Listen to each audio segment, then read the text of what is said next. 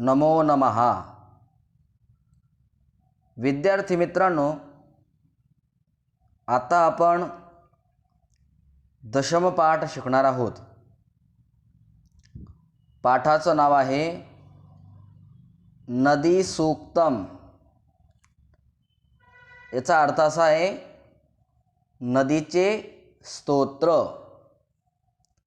सरलार्थ लेखनार्थम म्हणजे सरळ अर्थ लिहिण्यासाठी. कशाकरता हा नदी सूक्तम पाठ दिलेला आहे तर नद्यांचे महत्त्व आणि त्यांचे प्रदूषण रोखण्याची आवश्यकता याकडे लक्ष वेधून घेण्याच्या उद्देशाने हा पाठ अभ्यासक्रमामध्ये घेतलेला आहे.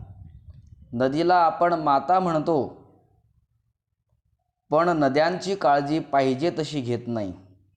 आपण नद्यांची काळजी घेणे ही काळाची गरज आहे. नद्या वाचल्या तर मानवी जीवन सुरक्षित सुरळीत चालेल. नद्या खराब झाल्या तर मानवी आरोग्य, मानवी संस्कृती हिचा ऱ्हास होईल. आणि म्हणूनच नद्यांची काळजी घेणे हे आपलं परम कर्तव्य आहे. चला तर मग आज आपण नदी सूक्तम हा पाठ शिकूया.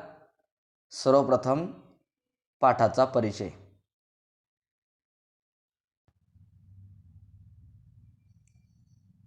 विश्वे विद्यमानं प्राचीनतमं साहित्यं नाम वेदवाङ्मयम् इति बुधाः मन्यन्ते. संपूर्ण विश्वामध्ये विद्यमान असलेल्या जुन्यात जुन्या साहित्यांमध्ये सर्वात प्राचीन साहित्य म्हणजे कोणतं असेल तर ते वेदवाङ्मय आहे, अशी विद्वानांची मान्यता. ऋग्वेदाच्या तृतीय मंडळामध्ये, ऋग्वेदस्य तृतीय मंडले विश्वामित्र नदी संवादः वर्तते. ऋग्वेदाच्या तृतीय मंडळामध्ये विश्वामित्र आणि नदी यांचा संवाद आहे. विश्वामित्रः नदीं मातरम इव पूजयति. विश्वामित्र हे महान ऋषी आहेत आणि हे विश्वामित्र ऋषी नदीला मातेप्रमाणे पूजतात, पूज्य मानतात. मानवीय संस्कृती ही नदी तीरे एव विकसिता. मानवी संस्कृती ही नदी तीरावरच विकसित झाली. अतः अस्माभिः नदी सर्वथा रक्षणीया.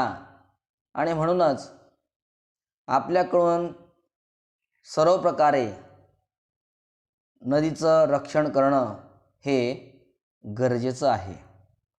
डॉक्टर मंजुषा गोखले महाभागया नदी सूक्तम अनुसृत्य रचितात नाट्यात संवादोऽयं स्वीकृतः. डॉक्टर मंजुषा गोखले यांनी नदी सूक्तम या नदीच्या स्तोत्राला अनुसरून जो संवाद जे नाटक रचलं तर त्या नाटकातीलच हा संवाद आपल्या अभ्यासक्रमामध्ये घेतलेला आहे. आता आपण पाठाला आरंभ करूया. रंगमंचे कीर्तनकारः कीर्तनं करोति. श्रोतृवृन्दः श्रवणे मग्नः. रंगमंचावर कीर्तनकार कीर्तन करीत आहेत आणि श्रोतृवृंद ऐकण्यात तल्लीन झालेले आहेत. कीर्तनकारः, कीर्तनकार श्रोत्यांना काय म्हणाले? गंगे च यमुने चैव गोदावरी सरस्वती नर्मदे सिंधु कावेरी पृथिव्यां सन्निधिं कुरु. हे गंगे, यमुने, गोदावरी, सरस्वती, नर्मदे, सिंधू आणि कावेरी, आपण सर्व मातृस्वरूप नद्या पृथ्वीवर वास्तव्य करा. ज्येष्ठ मासे शुक्ल पक्षे दशम्यां तिथौ गंगा दशहरा पर्व समाप्ती. ज्येष्ठ महिन्यातील शुक्ल पक्षातील दशमी तिथीला गंगा दशहरा पर्व सुरू होते, असं या पुस्तकामध्ये छापून आलेलं आहे. परंतु एक टीप, महत्त्वाची सूचना लक्षात घ्या की गंगा दशहरा हा जो पर्व आहे तर हा ज्येष्ठ महिन्याच्या शुक्ल पक्षामध्ये दशमी तिथीला सुरू न होता तो प्रतिपदीला सुरू होतो आणि दशमीला संपतो.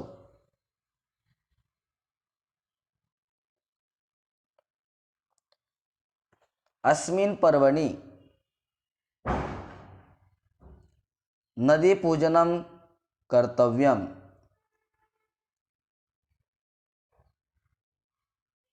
या प्रसंगी, या पर्वणीमध्ये नद्यांचे पूजन करावे. श्रोतृवृंद, श्रोत्यांपैकी एक जण म्हणाला आणि त्याने प्रश्न विचारला, नदीपूजनम किमर्थम नदीपूजनम? नद्यांची पूजा कशासाठी? नद्यांची पूजा? कीर्तनकार त्यांना उत्तर देतात, नदी खलु जीवनदायिनी. खरोखर नदी ही जीवन देणारी आहे. अतः अस्मिन् अवसरे, लक्ष द्या, अस्मिन प्लस अवसरे, इथं अस्मिन प्लस अवसरे नचे द्वित्व झालेले आहे व्यंजन संधीच्या नियमानुसार. अस्मिन अवसरे, अस्मिन् अवसरे, या काळामध्ये कृतज्ञता प्रदर्शयितुं जनाः जले दीपदानं कुर्वन्ति.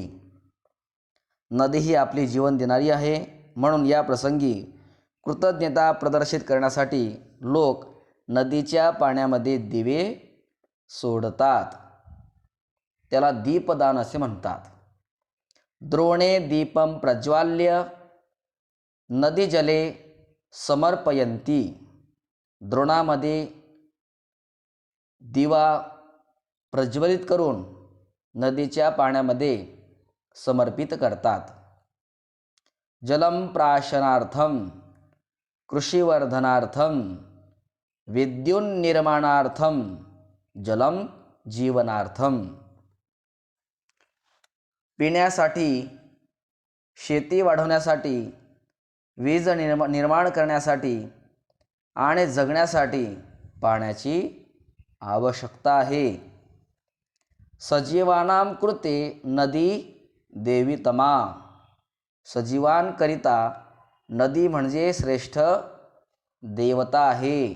केवळ देवी नाही, देवीतमा म्हणजे देवतांमध्ये श्रेष्ठ.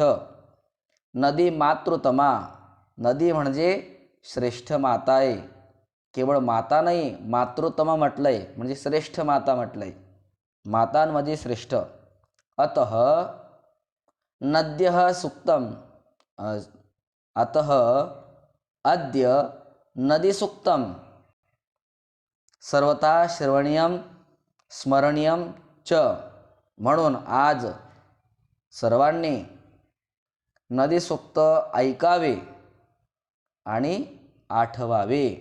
श्रवणीयम स्मरणीयम च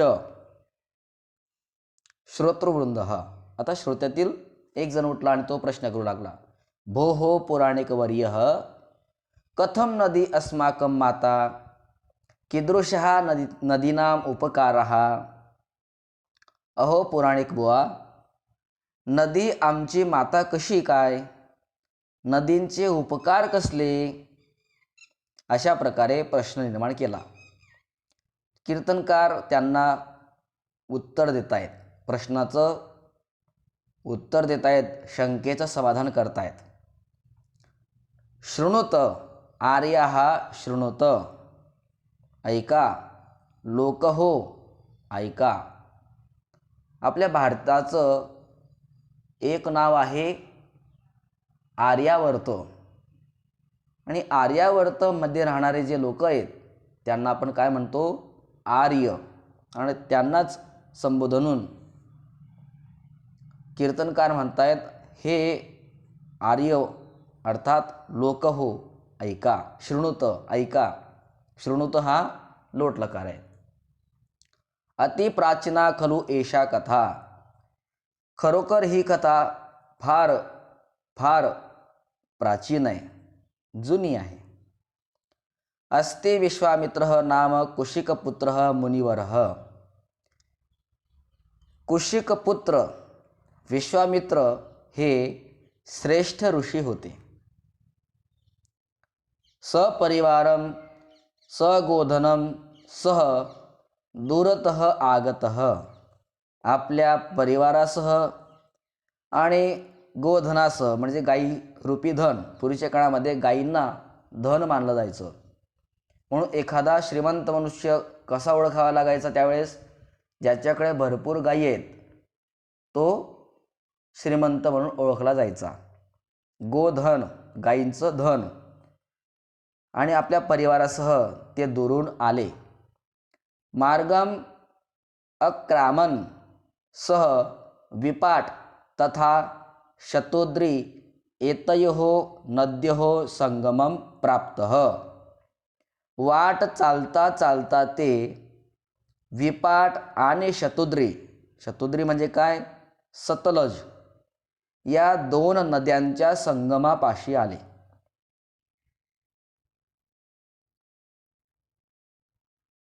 ततः प्रविशति विश्वामित्रः नदीम प्रणम्य. विश्वामित्र ऋषी प्रवेश करतात आणि नदीला नमस्कार करून प्रणम्य. प्रणम्य काय आहे, लेप प्रत्यय. नम हा धातू आहे, त्याला प्र हा उपसर्ग लागले आधी आणि शेवटी लेप प्रत्यय लागले. नम प्लस लेप, प्रणम्य, नमस्कार करून. कोणाला नमस्कार करून, नदीम नदीला. विश्वामित्र ऋषी नदीला बोलतायत. आता विश्वामित्र आणि नदी या दोघांचा संवाद. विश्वामित्र महान असणारे ऋषी म्हणतायत, विश्वामित्र ऋषी, कथम लंघनीय प्रवाहो नदीनाम, कथम रक्षितव्यम मया गोधनंच, कथम याचितव्यस्तरणाय मार्गः, कथम प्रार्थनीया शुभेच्छा नदीनाम. या नद्यांचा प्रवाह कसा ओलांडावा, लोक आणि गायी यांचे रक्षण कसे करावे, पलीकडे तरुण जायला मार्ग कसा मागावा, नद्यांची शुभेच्छा कशी मागावी, अशा प्रकारे प्रार्थना केली. नदी विपाट. आता विपाट आणि शतुद्री या दोन नद्या यांच्यामध्ये आपसात चर्चा सुरू होऊ लागली. कह खलु एषः मानवः. विपाट नदी म्हणते, खरोखर कोण हा मनुष्य, अस्मान किमर्थम वंदते स्तौती च, कशासाठी आम्हाला हा नमस्कार करतो आणि आमची स्तुती करतोय. आर्य किन्नामा भवान. विपाट नदी महान असणारे विश्वामित्र ऋषींना म्हणाली, हे आर्य महाराज, आपले नाव काय? कस्मात अस्मान आव्हयती, आणि आम्हाला कशासाठी आपण आवाहन करीत आहात?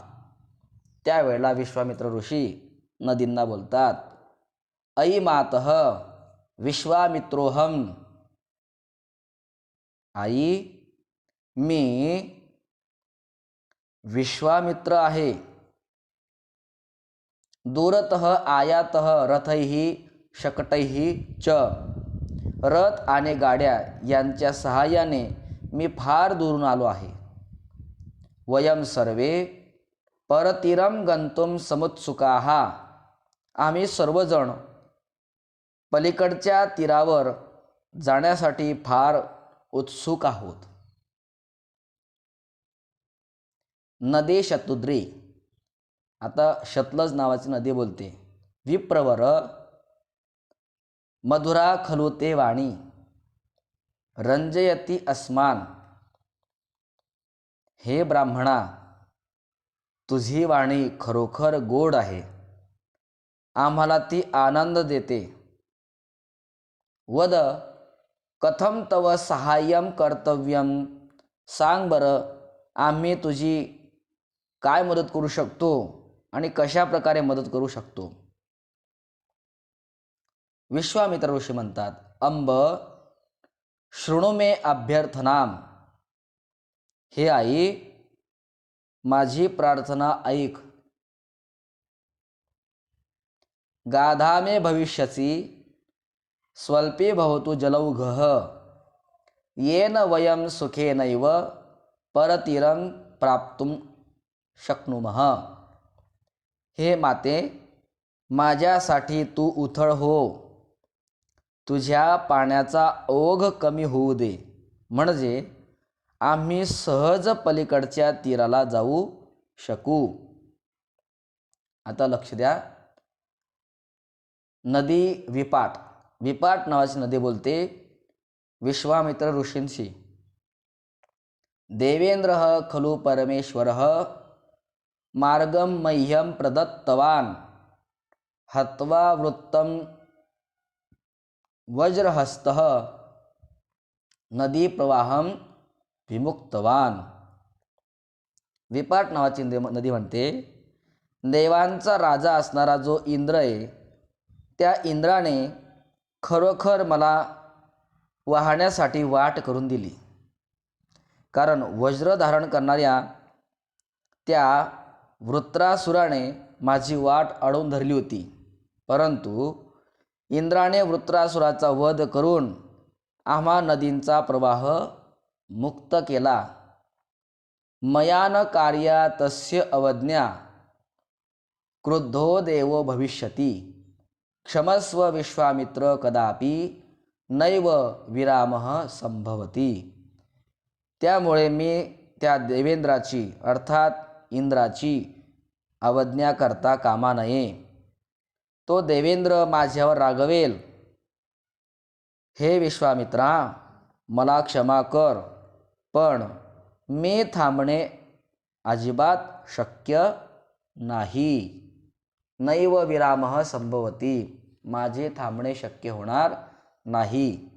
नद्यौ, आता दोन्ही नद्या बोलत आहेत. रे विश्वामित्र, नैव विरमावह त्वत्कृते, हे विश्वामित्रा, तुझ्यासाठी आम्ही थांबणार नाहीच. नैव कुर्वः देवेंद्रस्य कार्य अधिक्षेपम, देवेंद्राच्या कामात, इंद्राच्या कामात अधिक्षेप करणार नाही, अर्थात हैगय करणार नाहीत. विश्वामित्र ऋषी म्हणतात नदींना, नैव मातः मास्तु देवेंद्रस्य अवज्ञा, केवलम इच्छामः परतीरं गंतुम. हे मातः प्रसीद, वयम सर्वे तव पुत्राः एव. आई, देवेंद्राचा अवमान होताच कामा नये, अर्थात देवेंद्राचा अपमान होऊच नये, अवमान होऊच नये. फक्त आम्हाला पलीकडच्या तीरावर जाण्याची इच्छा आहे. हे मातः प्रसीद वयं सर्वे तव पुत्राः एव न वयं कदापि तव उपकारान् विस्मरामः. हे माते प्रसन्न हो, आम्ही सर्व तुझीच लेकरे आहोत. आम्ही कधीही तुझे उपकार विसरणार नाहीत. न किंचिदपि अस्माभिः कर्तव्यं येन तव अधिक्षेपः भवेत. आमच्याकडून असे काहीही घडणार नाही की ज्या योगे तुझा अपमान होईल अथवा तुझा अवमान होईल. एषा मे प्रतिज्ञा, ही माझी प्रतिज्ञा आहे. विपाट नदी किम एषः मर्त्यः मां माता इति संबोधयति.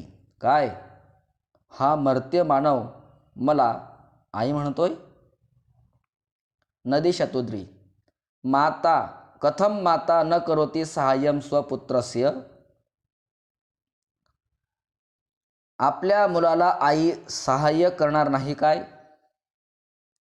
साधू मानवश्रेष्ठ, साधू श्रेष्ठ मानवा, छान, शाब्बास. किंतु क्वचित तव वंशजाः मनुजाः तवेदम वचनम विस्मरिष्यन्ति. पण मी एवढीच आशा करते की तुझे वंशज मानव तू दिलेले हे वचन विसरणार नाहीत. विश्वामित्र ऋषी म्हणतात, नहि मातः नैतत् शक्यम सर्वाः सरितः सुखम वहन्तु. आई, खरोखर हे वचन विसरणे शक्य नाही. सर्व नद्या सुखाने वाहोत. सर्वे जनाः सुखिनः सन्तु. सर्व लोक सुखी होवोत.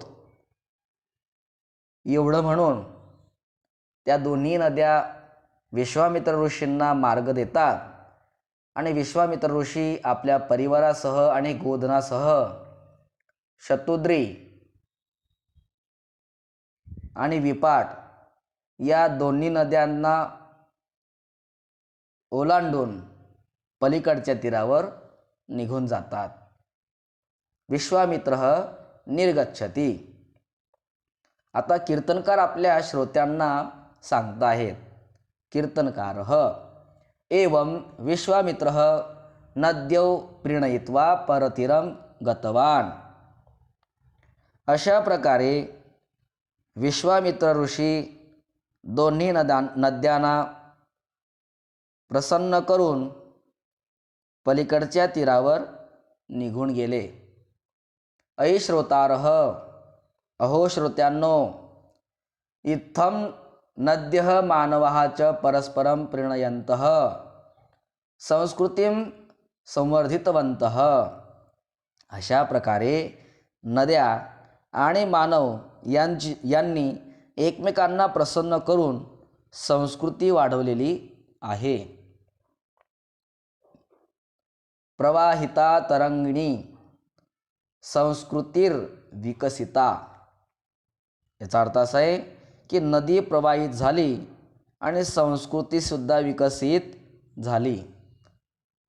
प्रमुदिताश्च मानवाः सरित कृपा समुन्नताः. सरित कृपा समुन्नताः. नद्यांच्या कृपेने सर्व प्रकारची उन्नती साधलेले मानव अतिशय आनंदित झाले. नंदिताः कृषीवलाः प्रफुल्लिता वसुंधरा. शेतकरी सुद्धा खुश झालेत, आनंदित झालेत. पृथ्वी अत्यंत प्रफुल्लित झाली. पिकांमुळे सावळ्या रंगाची ही पृथ्वी दिसू लागलेली. त्याचप्रमाणे अन्नदान निर्भरा शस्य श्यामला धरा.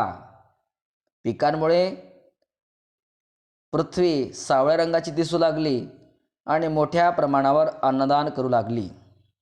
कोण करू लागली? पृथ्वी अन्नदान करू लागली. सेतुबंधरोदितम नियंत्रितम नदी जलम. लोकांनी धरणे बांधून नद्यांचे पाणी अडवले. जनित्रमत्र चालितम जीवनम प्रकाशितम. या ठिकाणी विद्युत जनित्र, ज्यापासून वीज तयार केली जाते अशी यंत्र, त्याला म्हणतात विद्युत जनित्र, चालू केले आणि आपलं जीवन प्रकाशमय झाले. मानवी जीवन प्रकाशमय झालं. नाहीतर पूर्वीच्या काळामध्ये वीज निर्माण झाली नव्हती, विजेचा शोध लागला नव्हता, तेव्हा सर्वत्र अंधारच. दिवे असायचे, दिवे. लाईट नसल्यामुळे T V, fan, cooler, fridge ही उपकरणं नव्हती, कारण ही सर्व विजेवर चालणारी उपकरणं आहेत. आणि वीजच नव्हती तर ही उपकरणं कुठून येणार? म्हणून पूर्वीच्या लोकांचं जीवन हे अंधारमय होतं. केवळ दिवा हाच त्यांचा प्रकाशाचा आधार होता रात्रीच्या वेळेला. परंतु आता दिवस असो की रात्र, विजेचे आपल्यावर अनंत उपकार आहेत. विजेने आपण घडलेलो आहोत, वेढलेले आहोत. सर्वत्र ठिकाणी वीज कामाला येते. गरम होऊ लागलंय, फॅन लावा, तर तीच वीज आपल्याला पंख्याच्या रूपाने हवा प्रदान करते. थंड पाणी प्यायचं आहे तर तीच वीज फ्रीजच्या माध्यमातून आपल्याला थंड पाणी देते. अशा प्रकारे अनेक ठिकाणी ही वीज आपल्याला उपयोगी पडते. ऐ श्रोतृ वराहा अहो श्रोतृवृंदांनो, इत्थं मानवीयं जीवनं नदीतीरे नदीनामेव सहाय्येन समृद्धम. अशा प्रकारे मानवी जीवन हे नद्यांच्या काठी आणि नद्यांच्याच सहाय्याने समृद्ध झाले. विजेमुळे आपल्या मानवी जीवनामध्ये प्रकाश निर्माण झाला, तर हा प्रकाश निर्माण करण्याकरता नदीची फार मोठी गरज आणि नदीचे फार मोठे उपकार आपल्यावर आहेत. नदीमुळे शेतीला पाणी प्राप्त झालं. नदीमुळे पाणी प्राप्त झालेल्या शेतीला शेती भरघोस पिकू लागली, जेणेकरून शेतकरी भरपूर धान्य प्राप्त झाल्यामुळे तो आनंदित झाला. शेतकरी आनंदित तर सर्व वर्गातील लोक आनंदित. नदीनामेव सहाय्येन समृद्धम. नदींच्या सहाय्यानेच आपण सर्वजण समृद्ध आहोत. आणि म्हणून आपण ज्या नदींच्या सहाय्याने समृद्ध झालो त्या नदींची काळजी घेणे, नदींची निगा राखणे, स्वच्छता राखणे हे सुद्धा आपलं आद्य कर्तव्य आहे. अधुना कथयत. आता सांगा. अपि विश्वामित्रस्य वचनं तस्य वंशजः नाम वयं सर्वे मनुजः अधुनापि अनुसरामः. विश्वामित्राचे वचन, त्याचे वंशज असलेले म्हणजे आपण सर्व मानव आजही पाळत आहोत का? विश्वामित्र ऋषींनी वचन दिलं होतं नदींना. काय वचन दिलं होतं? की वयम कदापि तव उपकारान विस्मरामः, न वयम कदापि तव उपकारान विस्मरामः. आम्ही कधीही हे नदी तुझे उपकार विसरणार नाहीत. किंचिदपि अस्माभिः कर्तव्यम येन न किंचिदपि अस्माभिः कर्तव्यम येन तव अधिक्षेपः भवेत. आम्ही किंचित सुद्धा असं कार्य करणार नाही की ज्यामुळे तुझा अवमान होईल, अपमान होईल. एष मे प्रतिज्ञा, ही माझी प्रतिज्ञा आहे. आणि त्याच विश्वामित्र ऋषींचे आपण वंशज आहोत. आणि आपण त्यांचे वंशज असून सुद्धा नदीला दिलेलं आपल्या पूर्वजांनी, विश्वामित्र आदी ऋषींनी वचन दिलं आहे की आम्ही तुझा अपमान होईल असं वागणार नाहीत आणि माझे वंशज सुद्धा तुझा अवमान होईल असं काहीही करणार नाहीत. आणि आपण सर्रासपणे नदीमध्ये कचरा टाकतो, तिथं थुंकतो काय, तिथं कपडे काय धुतो. आणि नदी, जेणेकरून नदी खराब होईल, मलिन होईल असे आपण कृत्य करतो. कारखान्याचे पाणी काय सोडतो त्या ठिकाणी, गटारीचं पाणी काय सोडतो. खरंच सांगा बरं, नदीला दिलेलं विश्वामित्र ऋषींनी वचन, तर ते आपण वचन पाळतोय का, हे आजचा आपण विचार करायचा आहे. ज्या नदीने आपल्या मानवी जीवनामध्ये प्रकाश प्राप्त करून दिला, आपलं मानवी जीवन ज्या नदीच्या सहाय्याने समृद्ध झालं, आणि त्याच नद्यांची अवस्था मानवाने कशी करून टाकली आहे. नदीचं दर्शन केल्यावर मन प्रसन्न होतं, नदीचं आचमन केल्यानंतर पुण्य प्राप्त होत असतं. परंतु नदीकडे पाहिल्यानंतर आता सर्वीकडे कचरा असतो, घाण असते, नदीकडे पाहू वाटत नाही. नदीचं आचमन करू शकत नाही, कारण आरोग्य बिघडतं. का? कारण पाणी मलिन झालेलं आहे, पाणी पिण्यास अयोग्य झालेलं आहे. पूर्वीच्या काळामध्ये पाणी प्यायचं असेल तर पटकन नदी वाहत राहायची आणि पटकन जायचं आणि गडा भरून घागर भरून आणली जायची आणि तेच शुद्ध पाणी पिलं जायचं. पण आता आपण तसं करू शकत नाही. आता फिल्टर पाणी का करावं लागतं? कारण आपण नद्यांना दूषित केलं आहे. म्हणून आपण काळजी घेतली पाहिजे. आपण नदीचे उपकार कधीही विसरता कामा नये. नदीचे आपल्यावर अनंत उपकार आहेत. नदी ही श्रेष्ठ आपल्याकरता माता आहे. अशा प्रकारे नदींचे महत्त्व आणि नदींचे होणारं प्रदूषण ते रोखण्याकरिता आपल्या अभ्यासक्रमामध्ये हा पाठ सर्व विद्यार्थ्यांकरिता दिला होता. सर्व विद्यार्थ्यांनी लक्षात घ्यायचं, आपल्याकडून नदीचा अपमान होणार नाही याची काळजी घ्यायची. नदीमध्ये आपल्याकडून घाण होणार नाही याची आपण काळजी घ्यायची. कारण आपण विश्वामित्र ऋषींचे वंशज आहोत आणि आपल्या विश्वामित्र ऋषींनी प्रतिज्ञा केली आहे की माझे वंशज तुझा कधीही अपमान करणार नाहीत, तुझा अवमान होईल असं कोणतंही कर्तव्य करणार नाहीत. म्हणून त्याच वचनाला आपण जागूया. नदीला मातृ सम दर्जा देऊन, मातेप्रमाणे लेखून, मातेला वंदन करून, नदीला वंदन करून आपण त्या नदीची काळजी घेऊया.